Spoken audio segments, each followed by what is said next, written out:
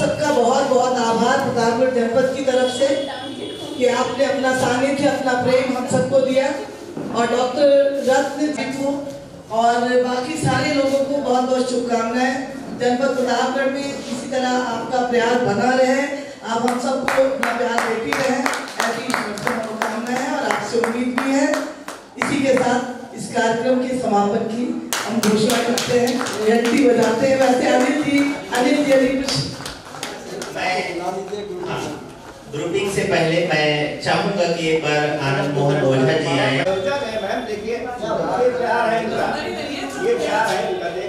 ये कम से कम 2.5 किलो होना चाहिए, तौल के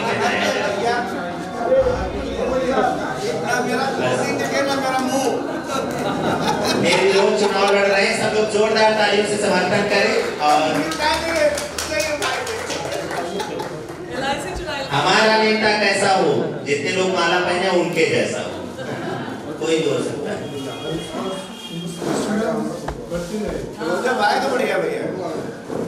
क्लोजअप खींच लीजिए ताकि क्लोजअप वालों को भेजा जा सके।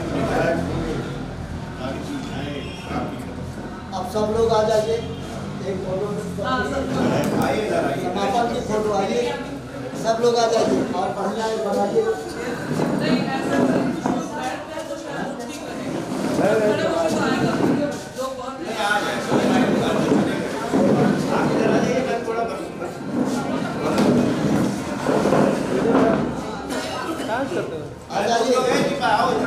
सभी लोग आ जाइए, पहले उधर जाइए, सारे बच्चे क्लास में आ जाए। बायोमेट्रिक हो रहा है, जब निकल रहे गेट पे लगवा देंगे।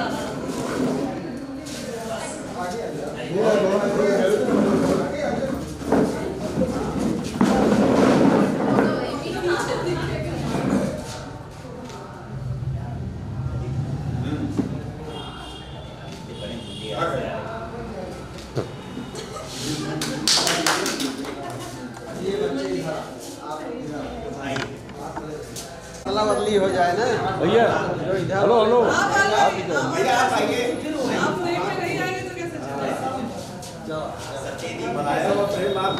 बाहर जा रहे हैं।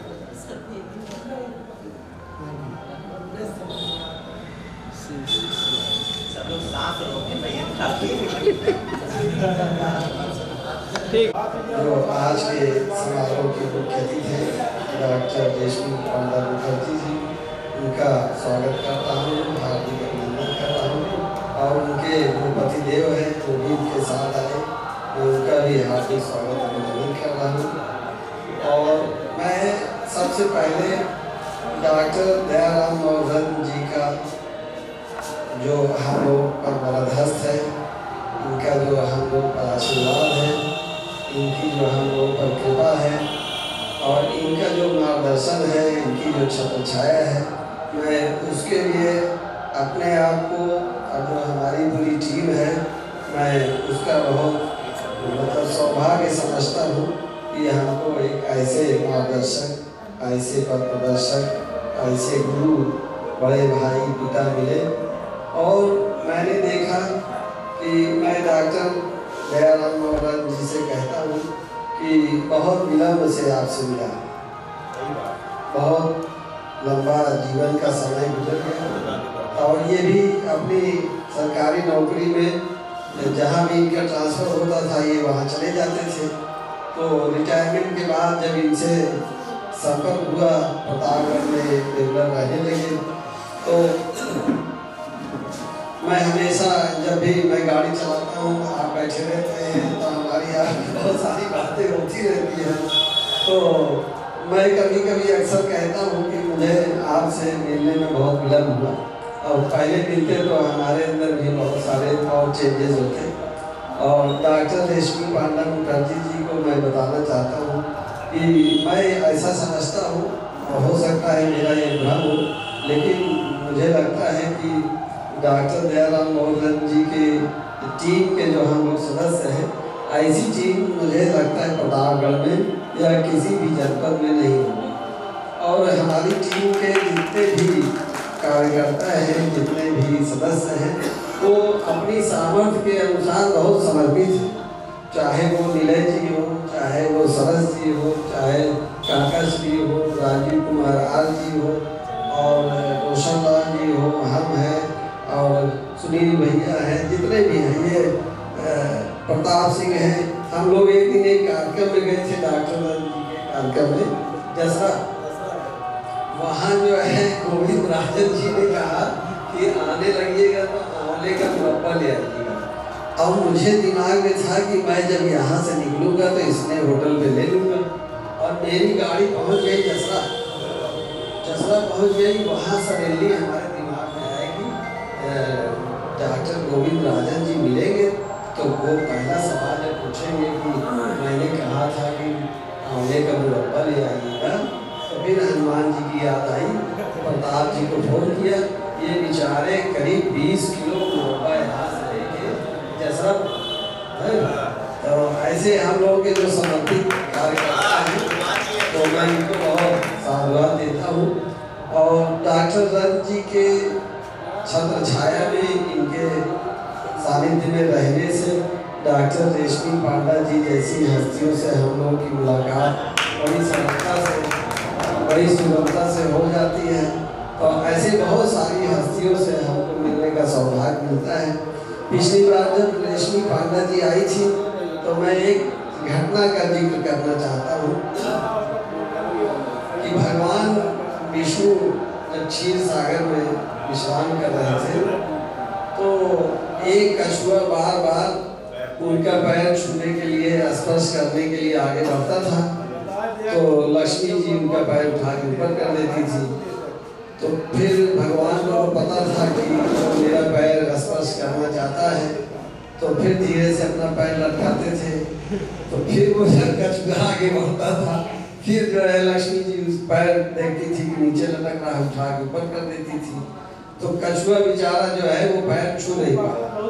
तो भगवान ने कहा चलो मैं आऊँगा तो तुमसे मिलूँगा।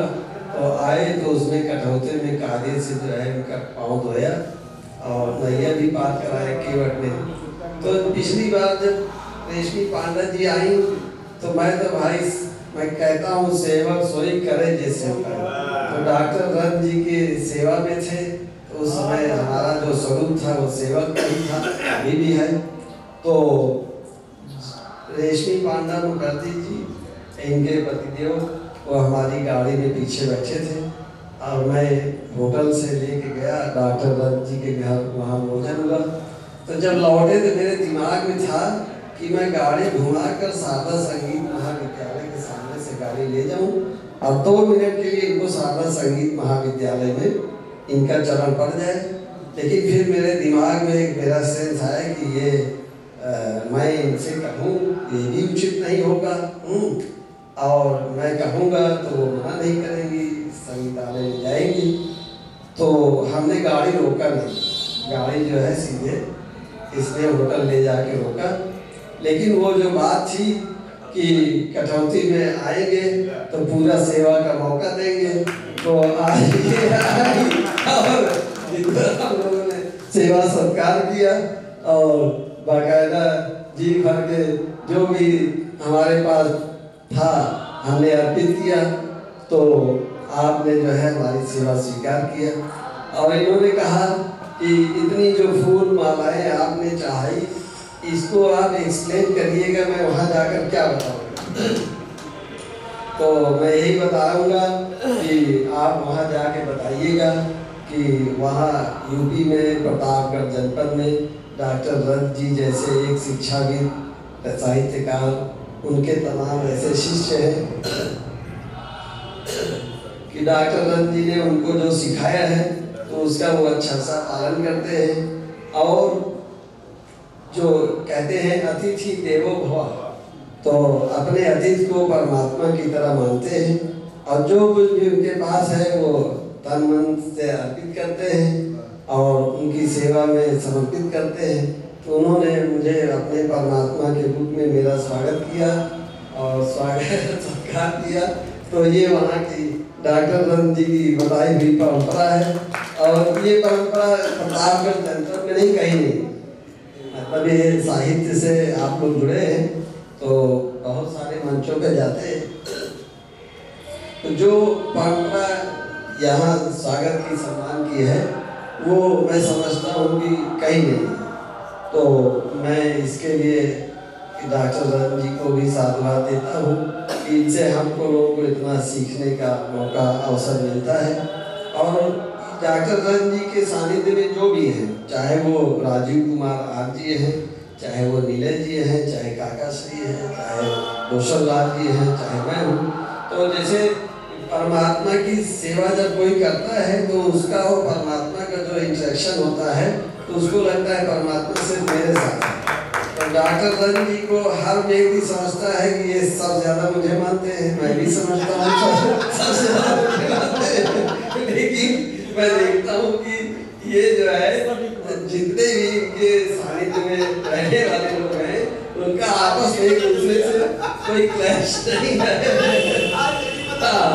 तो मुझे जो है इससे बड़ी अब जैसे देखिए मैं उदाहरण दे रहा हूँ कि पिछली बार जब आप आई थी, आप चीफ गेस्ट थी, तो आपके कार्यक्रम का संचालन मुझे मिला था। इस बार विजय जी को मिला। तो मैं देखता हूँ कि रतन जी जो मेंटेन करते हैं वो बड़ी बात है। और मैं यहाँ जितने भी लोग बैठे हैं मैं सब के बारे में कहना चाहता हूँ कि जो लोग चले गए इन सब से हमारा बड़ा दिली संबंध है। इनसे कोई हमारी औपचारिकता नहीं है, कोई फॉर्मल हमारे रिलेशन नहीं है, सबसे दिली संबंध है। और जितने भी लोगों ने अपना पूरा टाइम दिया है, पूरे तन मन से, अपनी अंतरात्मा से अपना सारा काम छोड़कर पूरे समर्पण भाव से इस कार्यक्रम में और हर कार्यक्रम में जितने भी कार्यक्रम हम लोगों के होते हैं तो जो भी लोग आते हैं वो पूरे कार्यक्रम में अपनी पूरी मानसिक स्थिति से आते हैं। और ये हम लोगों का बड़ा सौभाग्य है और अंतर मन से हम लोग आनंदित हैं कि आप आई, आपके स्वागत का हमको लोगों को जो अवसर मिला और ये अवसर आगे भी मिले। और आप रवि नीलय जी ने कहा कि जब आप इस रास्ते से गुजरे तो हमको लोगों को पता चल जाए कि आप इधर से गुजरने वाली हैं, तो हम लोग पूरे स्वागत सत्कार के लिए तैयार रहे, तत्पर रहे और हमको ऐसा अवसर मिले कि फिर से हम आपका बारंबार अवगत करें, सत्कार करें। जो भी हमारी सामर्थ्य है, जिस लायक है उस सामर्थ्य के अनुसार हमेशा आपके लिए तन मन से हाजिर रहेंगे। और मैं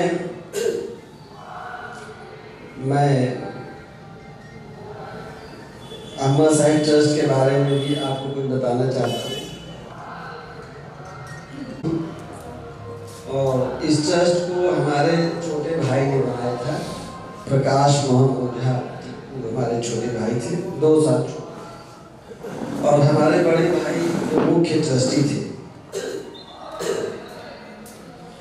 तो इस ट्रस्ट को हम लोगों ने बनाया किसी को सहायता पहुंचाने के लिए नहीं बनाया।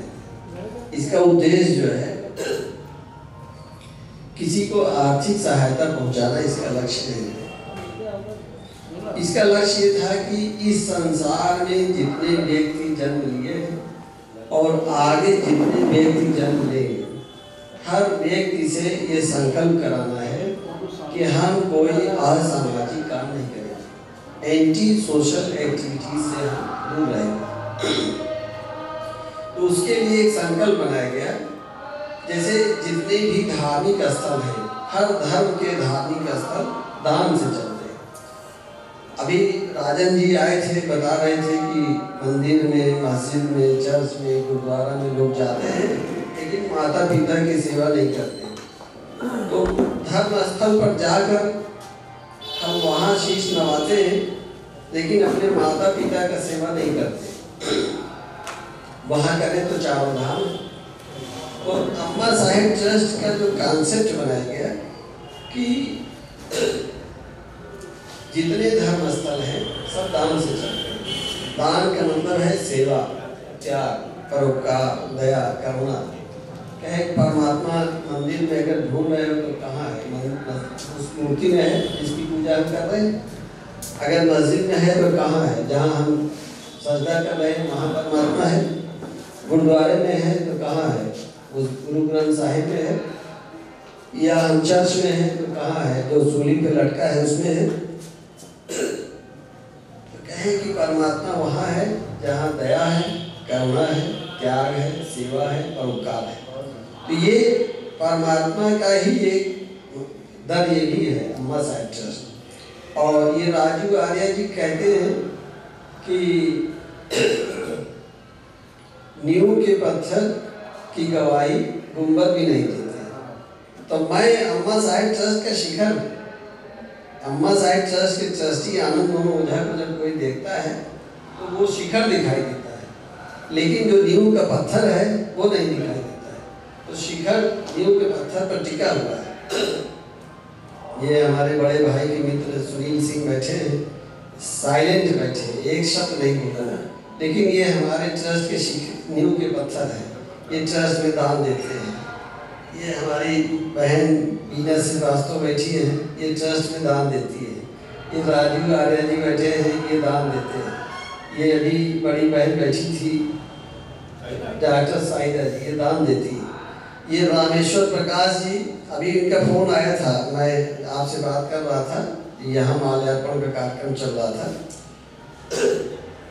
ये सारे हमारे दानकर्ताओं के इसमें फोटो लगे। बहुत लोग कहते हैं कि मेरा फोटो मत लगाइए, मेरा कहीं नाम मत लिखिए।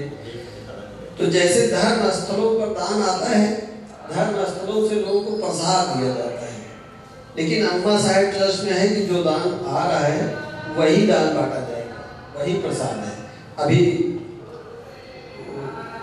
तिरुपति बालाजी में दूषित पदार्थ मिला के प्रसाद बांट दिया, दूषित प्रसाद बांट दिया, चर्बी का घी लगा के।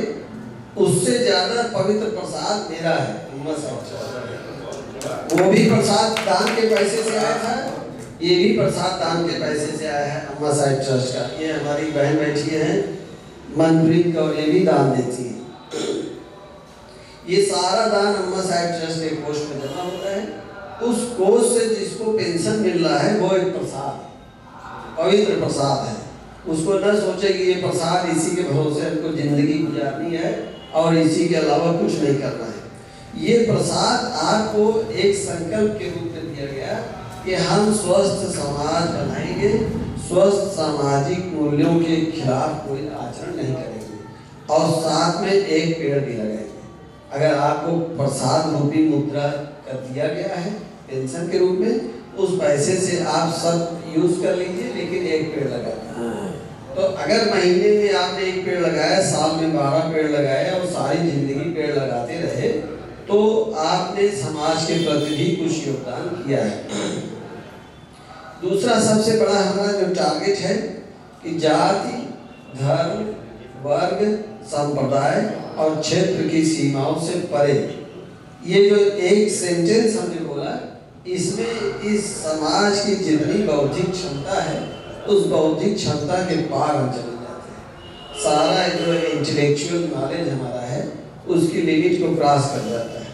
तो हमारे एक दान करता है वो है डॉक्टर श्री रामेश्वर प्रकाश जी। इनके पिताजी प्रतापगढ़ में IAS अधिकारी थे और प्लानिंग अफसर होकर आए थे। प्रतापगढ़ में 4-5 घंटे डेली यहाँ बैठते थे शारदा संगीत महाविद्यालय में। इनके एक बेटे का फोटो लगा है, अभिनव प्रकाश और मणि शर्मा, ये सिंगापुर में रहते हैं। लेकिन यहाँ जितने कार्यक्रम चलते हैं, इनके दिल की धड़कन वहाँ उस कार्यक्रम को आयोजन से पहले, आयोजन से बाद बहुत बातें करते हैं। तो आपके आने के पहले उन्होंने हमसे बात किया कि मुझे रेशमी पांडा मुखर्जी जी से बात करनी है।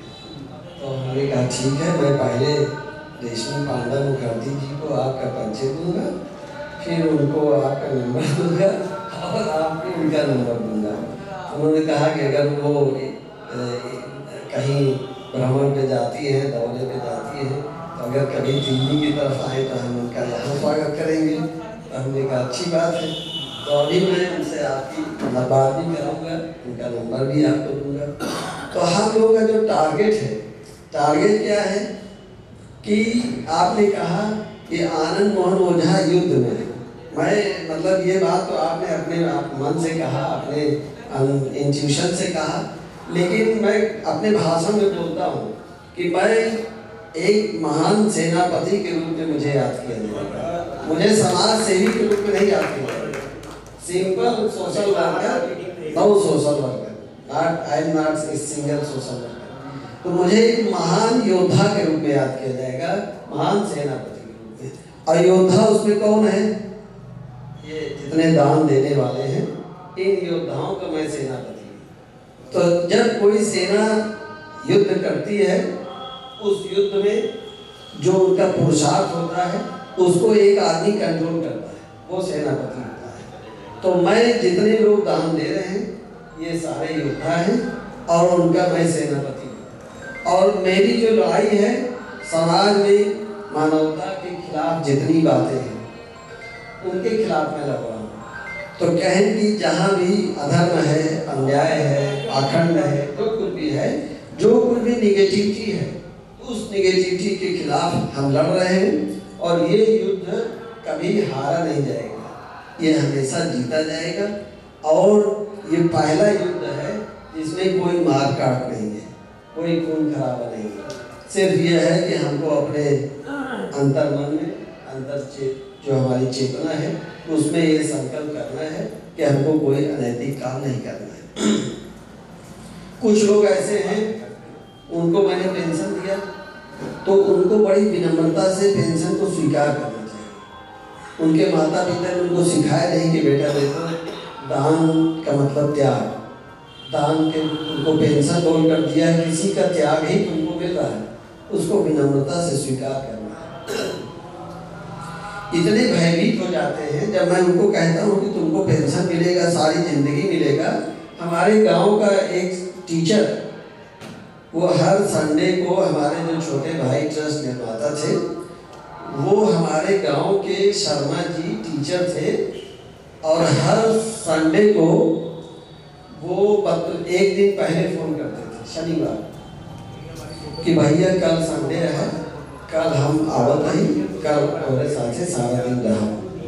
तो हमारे भाई जितनी भी सरकारी छुट्टियां पड़ती थी तो वो टीचर एक दिन पहले फ़ोन करते थे कि कल छुट्टी है, कल मैं दिन भर आपके साथ रहूँगा। तो हमारे भाई जब दिन भर के कहीं दौरे से लौट कर आते थे तो गाड़ी वो शर्मा जी को छोड़ने उनके घर तक जाती थी। तो हमारे भाई जब ख़त्म हो गए, मैं ट्रस्टी था, तो मैंने सोचा कि ये शर्मा जी हमारे भाई के साथ बहुत रहते थे, मैं इनको एक पेंशन जारी कर दूँ। तो जब उनको हमने बताया कि आपको पेंशन दे रहा हूँ, तो उनको बहुत विनम्रता पूर्वक उस पेंशन को स्वीकार करना चाहिए था और उस कॉन्सेप्ट को समझना था कि ये पेंशन दान के पैसे से मुझे मिली है और इसमें 13 शर्तें हैं, मुझे पेड़ लगाने की जिम्मेदारी भी दी जा रही है। वो चले गए रानीगंज तहसील, वहाँ एक वकील को उन्होंने पकड़ा। वकील ने मुख्यमंत्री को चिट्ठी लिखा कि आनंद मोहन ओझा ने मुझे जबरदस्ती पेंशन दे दिया है, मुझे पेंशन नहीं चाहिए। अब मुख्यमंत्री कार्यालय क्या कर सकता है? मुख्यमंत्री कार्यालय ने प्रतापगढ़ के जिलाधिकारी को एक लाइन का आदेश किया कि नियमानुसार कार्रवाई करें। अब डीएम प्रतापगढ़ के यहाँ चिट्ठी पहुंची तो डीएम प्रतापगढ़ ने उसको भेज दिया एसडीएम रानीगंज के यहाँ, क्योंकि जो लाभार्थी थे वो रानीगंज तहसील में थे। तो संयोग से जो कश्यप जी वहाँ के एसडीएम थे, वो हमारे छोटे भाई के बड़े परम मित्र थे। तो कश्यप जी वो जानते थे कि ये अम्मा साहब ट्रस्ट क्या है, वो एसडीएम थे, हमसे कई बार उनकी मुलाकातें थी। तो जब उनके पास चिट्ठी पहुंची कि हमको जबरदस्ती पेंशन दे दिया है मुख्यमंत्री के यहाँ से, डीएम के यहाँ से, फिर एसडीएम के यहाँ आया, तो एसडीएम ने उस पर कार्रवाई लिखा कि शिकायतकर्ता शर्मा जी को निर्देशित किया जाता है कि वो जाकर अम्मा साहब ट्रस्ट के ट्रस्टी से स्वयं मिले। और चूंकि ये पेंशन सरकारी फंड से जारी नहीं की गई है, इसलिए इसमें हमारे स्तर पे करने लायक कुछ भी नहीं है और शिकायत का निस्तारण किया जाता है। प्रतिप्रेषित एक मुख्यमंत्री को, एक जिलाधिकारी को एक ट्रस्टी आनंद महोदया को, एक शर्मा जी को।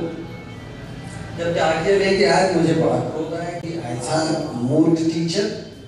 तो मैं इतना ज़्यादा मैं क्रोधित हो गया कि मैं फिर 2 मिनट भी नहीं लगा, मैं तुरंत गया उसकी 10 कॉपी फोटो स्टेट कराए और मैं गांव के 10 लोगों के यहाँ बैठा, एक कप चाय पिया और 10 लोगों को बताया कि देखो ये गांव का कितना मूर्ख ये शर्मा टीचर है और इससे जितने लोग अपने बच्चों को पढ़ाओगे सब बच्चे जो है बौड़न बनेंगे। तो और इसको मैंने पेंशन दिया था और इसने मुख्यमंत्री के यहाँ शिकायत लिख दिया। तो हमने उनको कोई अपशब्द नहीं कहा, लेकिन वो जो मुझे लगा कि कम से कम 10 घर में इसकी एक फोटो कॉपी दे दूंगा तो ये पूरे गांव में बात फैल जाएगी। एक दिन मैं और डॉक्टर रंज जी कहीं निमंत्रण में जा रहे थे, तो मेरी निगाह बहुत दूर से पड़ गई कि वो सामने शर्मा जी बैठे हैं और चाय की दुकान थी। जैसे हमारी गाड़ी देखा फट से उन्होंने अखबार पूरा फैला के अपने चेहरे के सामने किया कि गाड़ी सामने खड़ी हो गई और कहीं हमको ओझा जी देख न गए। लेकिन मैं पहले देख चुका था कि शर्मा जी बैठे हैं, उन्होंने अखबार फैला दिया और बाकी जितने लोग थे वो हमारी गाड़ी देख के खड़े हो गए कि ओझा जी गाड़ी आई क्या है। तो मैंने जानबूझ के गाड़ी रोक दिया, वो सब आए, हाय हेलो नमस्कार हुआ और मैं देख रहा था कि शर्मा जी सामने जो है पेपर लगाए, तो हमने कुछ बोला नहीं। तो ऐसे भी लोग हैं। कई लोगों को हमने पेंशन दिया। एक पंजाबी महिला है, उनका बच्चा जो है बहुत अच्छा गीत भजन गाता है। तो एक मंच पे मैं गया था, उस मंच पे कार्यक्रम चल रहा था, तो कोई उसको 100 रुपए, कोई 50 रुपए, कोई 200 रुपए पुरस्कार दे रहा था। हमने सोचा कि 100 सोनार की कुड़कुड़ी, 1 लोहा का ढमक्का, उसको मैंने कहा कि इसको आजीवन पेंशन दूंगा। आजीवन पेंशन की घोषणा कर दिया। जो लोग मुझे ज़्यादा जानते थे वो सब ताली बजाए और उसकी मम्मी आई, मैंने उसको पेंशन बना के फाइल दे दिया। तो 2 दिन बाद वो आई, कही कि नहीं हमारे घर वाले तैयार नहीं हैं, ये पेंशन आप कैंसिल कर दीजिए। हमने बहुत समझाने की कोशिश किया कि अरे इसमें तुमको पैसे मिलेंगे, इसमें तुम्हारे बच्चे से संकल्प कराया गया है कि 13 शर्तों का पालन करना है, एक पेड़ लगाने हैं कि तुम अपने पैसे से पेड़ नहीं लगा सकती, कम से कम ट्रस्ट के पैसे से पेड़ लगा देना, लेकिन वो लेने को नहीं तैयार। तो ये क्या है? जड़ता। जड़ता माने अहंकार, मूढ़ता, मूढ़ता माने अज्ञानता। तो जो जड़ता भरी हुई है, जो मूढ़ता भरी हुई है, तो ऐसे मूढ़, कहीं महात्मा बुद्ध ने जब आनंद को शिक्षा दे दिया तो आनंद ने कहा कि मेरे लिए क्या आदेश है, क्या आपको गुरु दक्षिणा दूं? तो कहें जाओ सोए हुए लोगों को जगाओ, यही गुरु दक्षिणा है कि जहाँ अज्ञान है वहाँ ज्ञान फैलाओ, जहाँ लोगों में कुछ अज्ञानता है उसको दूर करने की कोशिश करो। तो वो आनंद का काम मैं भी कर रहा हूँ। हाँ, मैं भी आनंद कि ऐसे मूढ़, ऐसे जड़ लोगों को दूर करने की भाई तुमसे एक संकल्प कराया जा रहा है। तो आने वाले समय में कहीं ये बात, जैसे अभी कहें कि महात्मा बुद्ध के जीवन काल में महात्मा बुद्ध के बारे में कुछ भी नहीं लिखा गया, तो मेरे बारे में तो अभी डॉक्टर रंज जी किताब लिख रहे हैं, उसके कुछ अभी एक आध किताब तैयार है। ये अम्मा साहिब ट्रस्ट क्या है, इसको कितना एक्सप्लेन किया गया है, कितना डिफाइन किया गया है, वो जब किताब आएगी फिर दूसरी, तीसरी, चौथी, अभी तो नीलय जी बैठे हैं, एक किताब इनसे लिखवाऊंगा तो ये बहुत बड़ा मिशन है। तो मैं कहता हूँ कि मैं एक महान सेनापति के रूप में मुझे याद किया जाएगा कि इस आदमी ने बहुत बड़ा संकल्प उठाया। और ये जब हम तीनों भाई इस ट्रस्ट को बना रहे थे तो हमारे जो बड़े भाई थे उन्होंने कहा कि इसका नाम अम्मा साहेब ट्रस्ट रखेंगे। तो हमारा जो ननिहाल है वो कर्नाटक में है, दक्षिण भारत में, धारवाड़ जिला है, वहाँ माँ को अम्मा ही कहते हैं। तो हमारे बड़े भाई ने कहा कि जितने लोग इस ट्रस्ट में जुड़ेंगे सबकी अम्मा है, और माँ के लिए अम्मा शब्द ही सबसे उपयुक्त है। तो जितने भी लोग जुड़े, जिनका भी कोई योगदान है, सबकी अम्मा साहिब ट्रस्ट, मतलब किसी एक व्यक्ति की अम्मा नहीं, सबकी अम्मा। तो ये अम्मा साहिब ट्रस्ट रखा गया और इसका एक ऐसा विजन बनाया गया कि जाति, धर्म, वर्ग, संप्रदाय और क्षेत्र की सीमाओं से परे रहकर इस अभियान को चलाना है। तो मुझे लगता है कि जब डॉक्टर रथ जी नहीं मिले थे तो मुझे जो जड़ता और मूर्ता वाले लोग मिलते थे तो बड़ा आलोचना करते थे, बहुत क्रिटिसाइज करते थे और मुंह पर ही लड़ने लगते थे। लेकिन जब से डॉक्टर रथ जी मिले तब से मेरे अंदर भी थोड़ा चेंज आया और मेरे जो काम करने के तरीके में भी। इसीलिए मैं इनसे कहता हूँ कि आप मुझे पहले मिल गए होते तो मेरे काम में बहुत बदलाव आ जाता। तो मैं इसी के साथ सब लोग जो यहाँ अभी तक बैठे रहे और सबका जो सहयोग है, सबका जो समर्पण है, सबको बहुत साधुवाद देता हूँ, सबके प्रति कृतज्ञता आभार व्यक्त करता हूँ। और जयश्री पांडा मुखर्जी जी जो एक छोटे से आमंत्रण पे एक बार आई और दोबारा फिर आई, तो मुझे उम्मीद है कि अब दोबारा भी जब बुलाया जाएगा तो आप जरूर आएंगे। मैं इसी के साथ अपनी बात को समाप्त करता हूँ। Thank you. आदरणीय मैडम और एक चीज और है, उन्होंने कहा है कि छोटा सा इंटरव्यू दे दीजिएगा। नहीं, वो आ जाएंगे वहाँ से। आज के इस कार्यक्रम के आदरणीय मुख्य अतिथि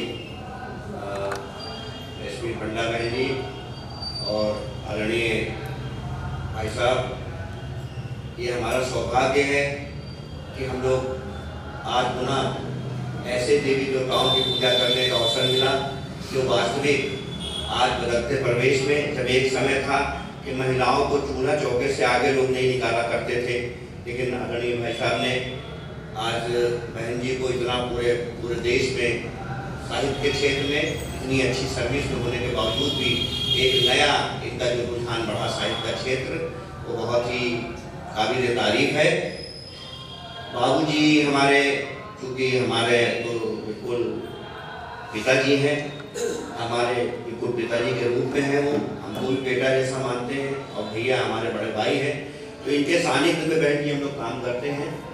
सर्विस के साथ साथ जब कभी समय मिलता 2 दिन अगर हम यहाँ नहीं आते तो हमको बेचैनी होती है, जैसे लगता कुछ खो गया। 1 दिन 2 दिन बाबूजी से बात ना हो तो जैसे लगता है बहुत बड़ा दिक्कत है।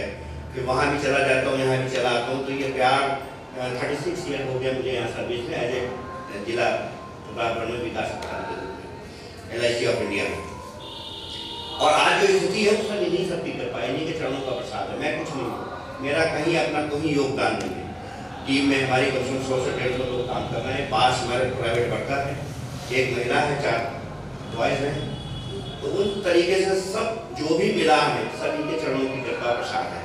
आज आपको पाके हम लोग बहुत गदगद हुए, बहुत ही खुशी हुई कि हमारे बीच में आपने जो प्रोनाउंसिएशन हिंदी का आपने आज दिया, रियली बहुत तारीफ कर।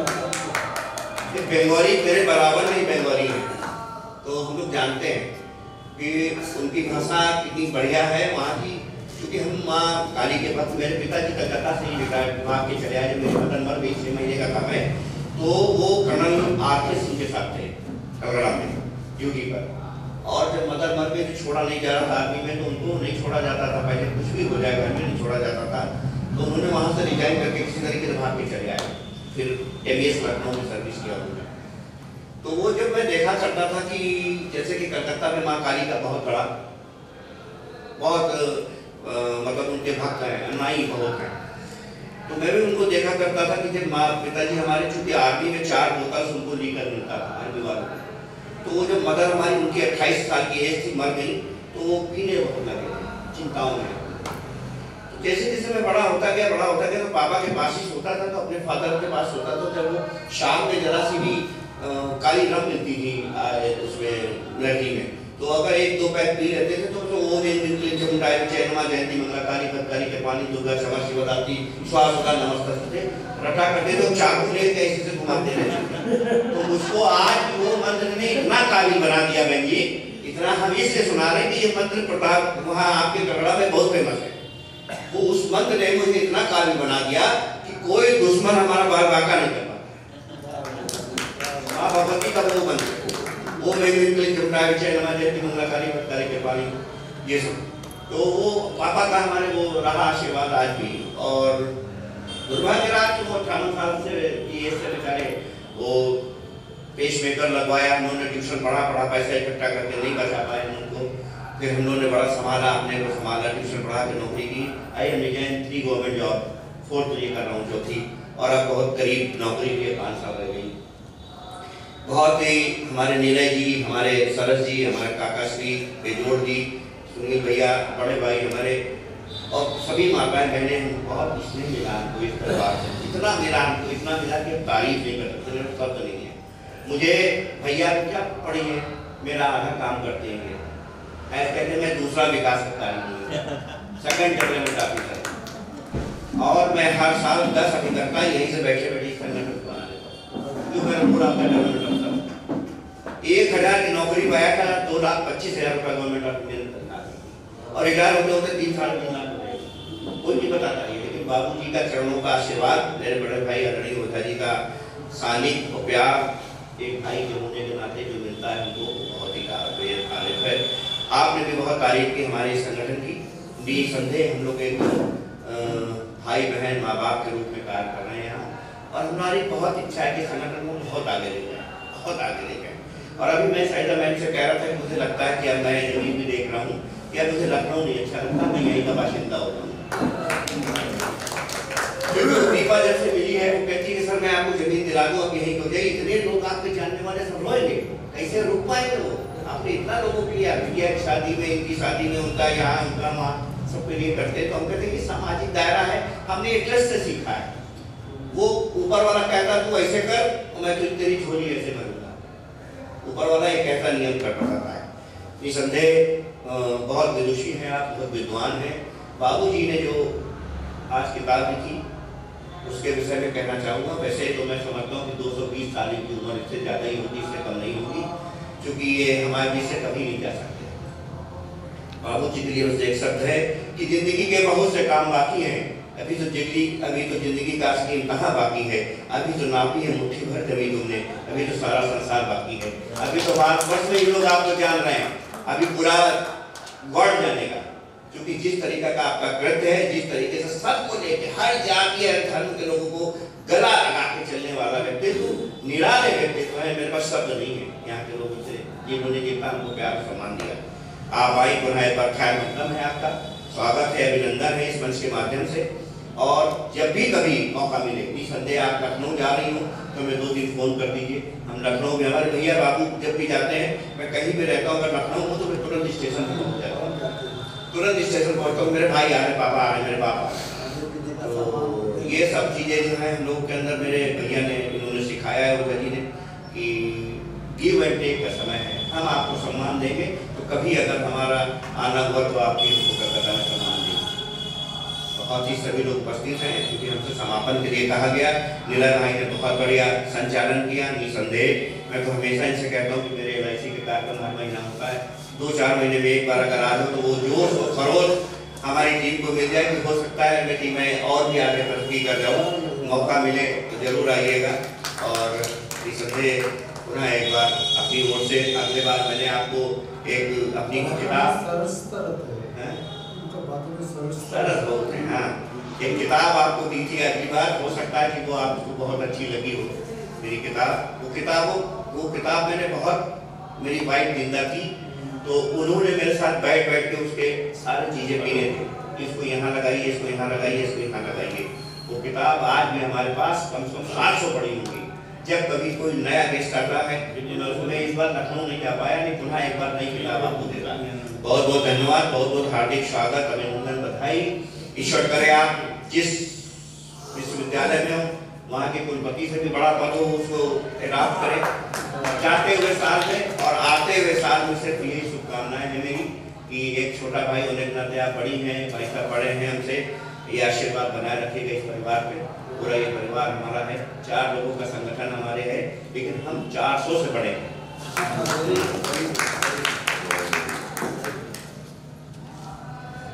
जिस प्रांगण में आप बैठी हैं उसकी प्राचार्य हमारी बड़ी बहन बीना श्रीवास्तव जी, इनके बारे में आपको बताऊं कि डॉक्टर दत्त जी को एक आकाशवाणी केंद्र इलाहाबाद से कार्यक्रम मिला और सारे जितने पूरे भारत में जितने आकाशवाणी केंद्र थे सबको एक वर्क मिला, टास्क, कि उनके क्षेत्र में जो जितनी क्षेत्रीय भाषाओं में 16 संस्कार के जो लोकगीत हैं उनका संकलन करना है और उनको कलाकारों से तैयार करा के उसको मतलब गवाना है और उसकी रिकॉर्डिंग होगी, प्रसारण होगा।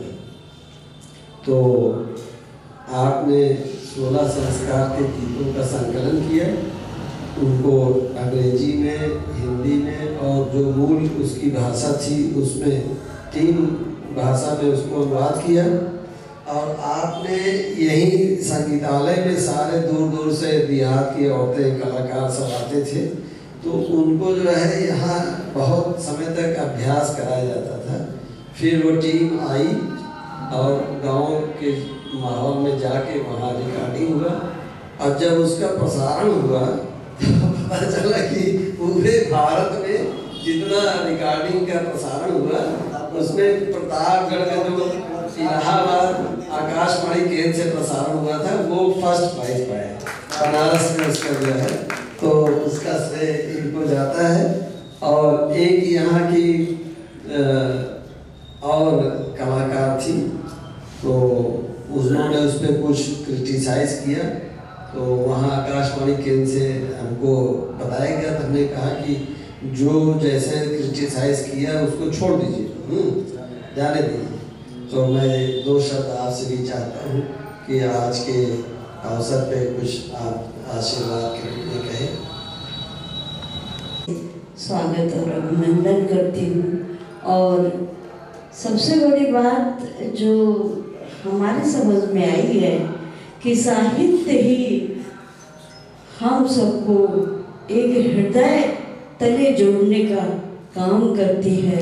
जो आपने आ करके इस बंगाल एक कलकत्ता से आए हुए आपने आ करके आपने अपने हम लोगों के हृदय में आपने अपना जो स्थान बनाया है, मैं इसके लिए आपको बहुत बहुत धन्यवाद देती हूँ कि आप इतनी दूर से चल करके और आपने ये चीज़ दिखा दिया कि हम कहीं भी हों, कैसे भी हों, किसी भी तरीके से हों, अगर हम जुड़ना चाहें तो ये साहित्य, कला और ये संस्कृत हम सबको एक मोतियों की तरह पिरो के रखेगा। जो काम आपने यहाँ की आकर किया है, इसके लिए मैं आपको बहुत बहुत धन्यवाद देती हूँ। और साथ साथ मैं बैठी हुई आपने मौर्य जी और ओझा जी जितने भी लोग यहाँ पे बैठे हुए हैं, मैं ये समझती हूँ जो भी मैं यहाँ सांस ले रही हूँ सब इन्हीं के माध्यम से ले रही हूँ, क्योंकि इन्होंने हमको बहुत सजोया, बहुत उठाया और आज इस काबिल भी बनाया है कि जो हम यहाँ पर बैठ करके 2 शब्द आप लोगों के सामने बोल पा रहे हैं। इसी से मैं अपने शब्दों का विराम दे रही हूँ। धन्यवाद।